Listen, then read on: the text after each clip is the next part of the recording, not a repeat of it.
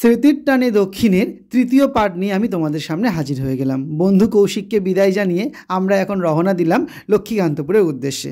লক্ষ্মীকান্তপুরে প্রথমে আমরা যাব মন্দির বাজারে। তার জন্য তুলসীঘাটা থেকে প্রথমে এলাম জয়নগর। জয়নগর থেকে অটো ধরে ডাইরেক্ট আমরা চলে এলাম মন্দির বাজারে।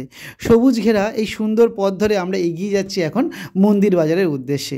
সেখানে রয়েছেন কেশবেশ্বর মহাদেবের মন্দির। ওই যে দূরে দেখতে পাচ্ছেন মন্দিরের চূড়া, ওটাই হলো সেই কেশবেশ্বর মন্দিরের চূড়া। চূড়াকে প্রণাম করে আমরা ধীরে ধীরে এগিয়ে এলাম একদম মন্দিরের সামনে। আহা, কি অপরূপ এই মন্দির! কতই না স্মৃতি ছোটোবেলায় আমার কেটেছে এই মন্দিরকে ঘিরে। ধীরে ধীরে আমরা সবাই মিলে মন্দিরের ভিতরে প্রবেশ করলাম।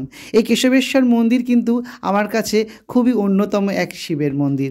মায়ের কাছে শোনা, ছোটোবেলায় নাকি আমার খুব শরীর খারাপ হতো, এই বাবার কাছে মানত করে আমার শরীরের অসুস্থতা অনেকটাই সুস্থ হয়ে গেছিল।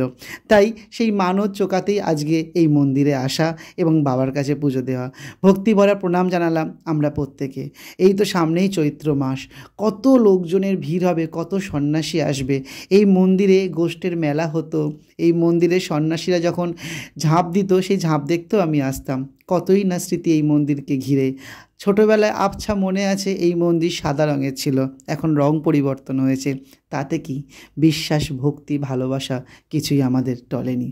মহাদেবকে প্রণাম করে আমরা সবাই মিলে কিছু ফটো তুলে নিলাম। জানি না আবার কবে এই মন্দির বাজার আসতে পারবো, তাই সবাই মিলে ফটো তুলে মন্দির বাজারের বিখ্যাত খাবার ছেঁড়া পরোটা এবং ছোলার ডাল খেয়ে আমরা ধীরে ধীরে টোটো ধরে রওনা দিলাম আমার শৈশবের ফেলে আসা গ্রাম আচনার উদ্দেশ্যে। চলুন আপনাদের সবাইকে এখন নিয়ে যাব আচনাতে।